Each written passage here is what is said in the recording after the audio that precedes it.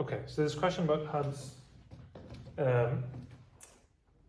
Okay, so just to recap, thank you for allowing me. You do permaculture, you're getting booked in colleges or retreat centers or something, and they have their own promotional mechanism. So on one level, you're marketing to them saying, please bring me in as a trainer, I'd be qualified. But then you also have to fill that because maybe they're not going to fill it entirely, so you may have to market yourself. So yes, one, when you are getting hubs or approaching hubs, there's a few things to know about hubs. First of all, they're very busy. Everybody busy? Hubs are extra busy. They know their hubs, they're well aware of their status, and they're so busy. The best advice I can give you on approaching hubs is you approach them like they're on the verge of having a nervous breakdown, and you'll be right most of the time. Yeah, they're really maxed out. So we approach in that way. But because they're overwhelmed, they probably get a lot of communications, a lot of emails, and so it's very easy to you just ignore. I don't know who this person is, you know, they scan quickly. Is there any relevance, any direct connection? Nope, gone. So what can you do about this? Well, why do you think people open emails when they do? What's the most important part of the email? Sorry? The title. There's two things. There's two answers to this question. First is, of course, the subject line. What is the subject line of the email? But who it's from. That's the most important. Isn't that true, though? Yeah. If you got a letter in the mail, it could be the same letter. One from a stranger, same letter. One from your best friend, you open the one from your best friend, same with email. But if that hub won't email for you, which is something that we can talk about, the best subject line you can have is John Smith sent. You know what I'm saying? You refer to the hub. So it's one of the things that I would recommend is, let's just say you get the good fortune of some hub likes you. Somebody who's an influencer connected, they really like you. And you do some work with them and it goes well. And by the way, there's 3 wins in working with a hub. Win number 1, it's gotta be a win for you. You gotta get something out of it, obviously. Win number 2, it's a win for the hub, meaning they make money. You haven't made their life miserable. You've made it easy for them. That. Number 3 is it's a win for their people. So let's just say it's been wins all along. 3 wins. You might want to sit down with them after and you could just, and by the way, we just ask for help. If there's anything that you take from today, ask for help more often. We just end up being so self-sufficient and it kills us. One of the best exercises I ever do with people on the Meantime program that I do is I'll have them come up with a list of where they're stuck. You know, pick the top 3 and I say, great, for the next 5 minutes, I'm setting a timer. All you're allowed to do is ask for help. That's it.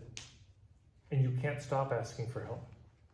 You can text people, you could call somebody, you could post on Facebook, you could email, I don't care. Send a carrier pigeon, fine. But you're gonna ask for help on these things. And if you wanna know the amount of help to ask for, I can tell you, it's an embarrassing amount of help. If you wanna go for a gold star, go for mortifying. Why am I saying embarrassing and mortifying? Because we're so ashamed of asking for help that if you go for embarrassing, you'll just be asking for a regular amount of help. It's this mania of self-sufficiency, this mania of competence. I have to, competency addiction, you know, I have to know. You don't know. So we just ask for help. And one of the ways you can ask for help is with the hub. You can sit down with the hub and say, hey, can I talk to you for like 15, 20 minutes? You sit down and you say, look, I am so terrible at marketing myself. I used to feel bad, but then I went to a workshop. He told me I'd always be shitty at it. And so I'm not good at it. I don't like doing it. I don't like the self-promotion. And I just struggle sometimes knowing where to look for venues or places to host my permaculture workshops or find clients. Do you have any ideas? Yeah, and you just ask, like, is there anyone you can think of? If it's a really good contact, you can take them out for lunch. Let me just give a tip on this. First of all, pay for the lunch. Second of all, take notes. Oh man, this kills me.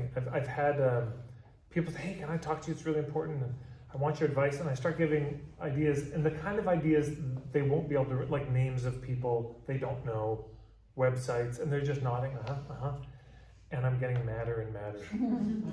because I know they're not going to remember it. So I just think, what's the point of this conversation? So you take notes, yeah.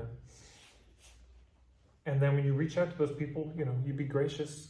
And what's amazing, this happened, a dear friend of mine, Lucas Coffey, in Edmonton, he reached out to me and he said, a number of people have told me I have to be in touch with you because you're a hub in Edmonton. Can I take you out for lunch sometime? He had this project called Music as a Weapon, and they did these people-powered parties. They had people on bicycles powering, a stage, and he would do drum circles in schools, beautiful stuff.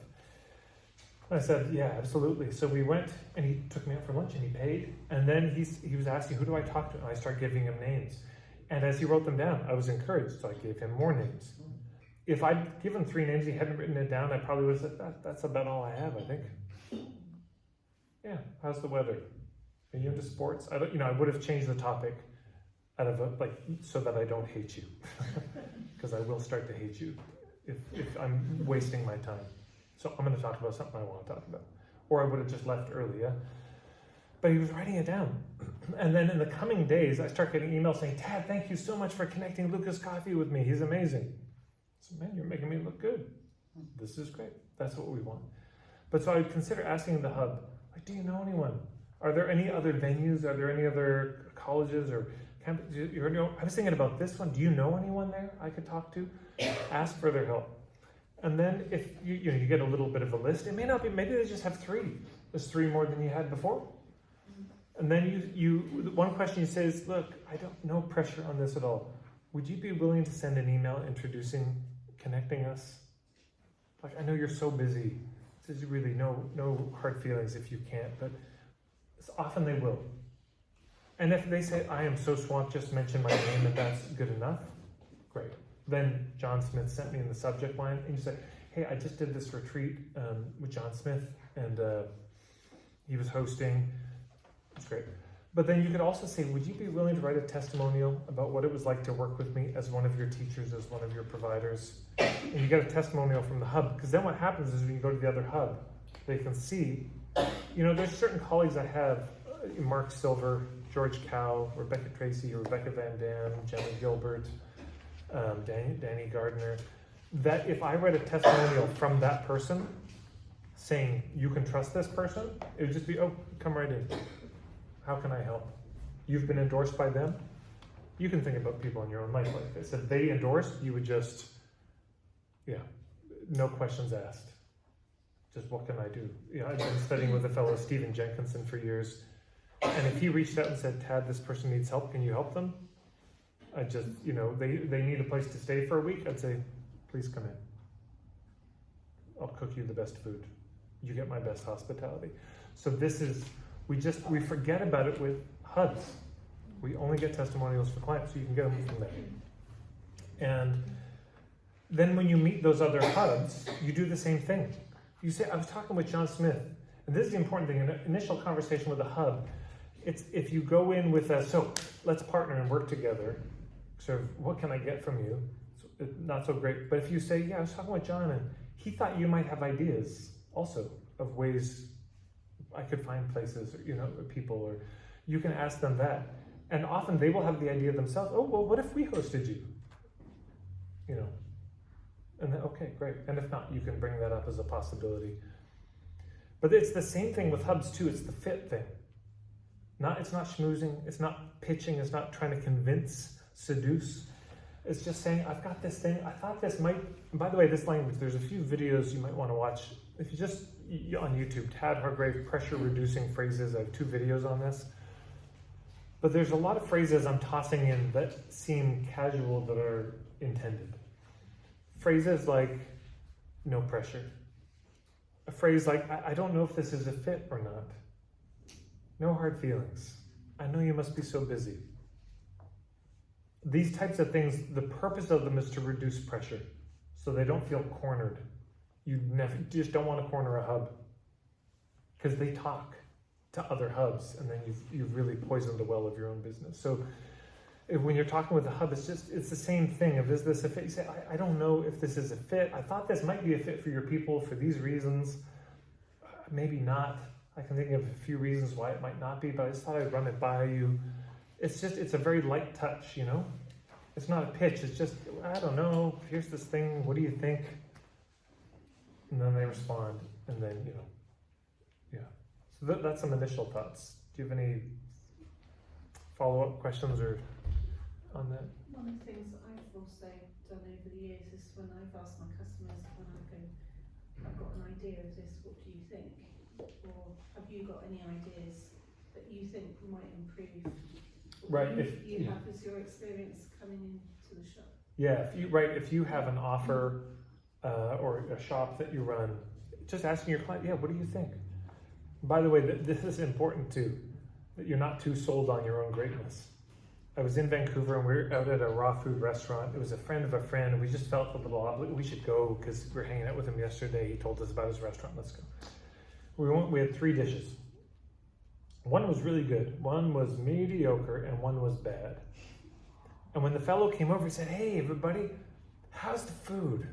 You see what this? And so I just thought I'd open soft. And I said, this dish was amazing. Yeah, the food's so great, isn't it? Walked away. He didn't ask about the other 2 dishes, so I didn't tell him.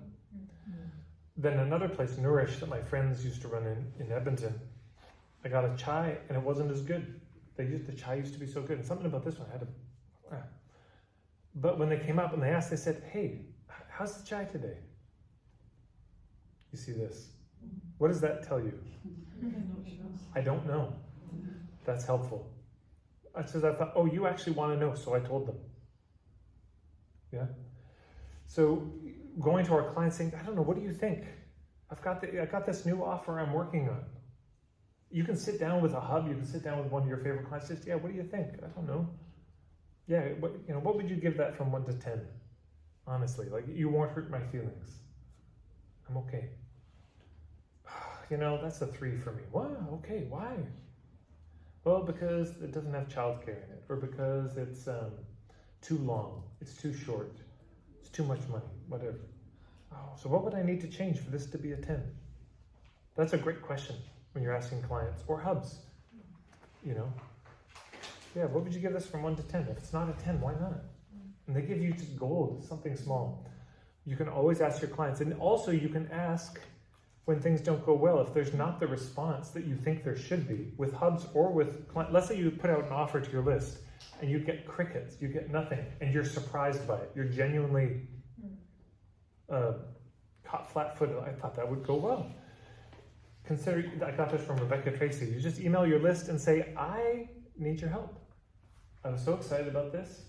I really thought this through. I thought it was going to be a winner and nobody has bought. And I'd love your feedback. Is it the timing? Is it the price? Is it unclear what it is? Yeah?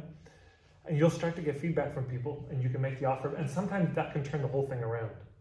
And you send a second email, hey everybody, I realized my headline was completely misleading or totally unclear. Here's what it is. And I thought it was something different. Same thing with hubs, you can be asking for feedback of, hey, I thought this would be such a fit for your venue or your college, and can you give me some feedback, what's missing? And it may just be it's not a fit. You say, I see, you're looking for something different than what I offered, but it might also be there's something to improve. Yeah. Is there any other follow-up questions or?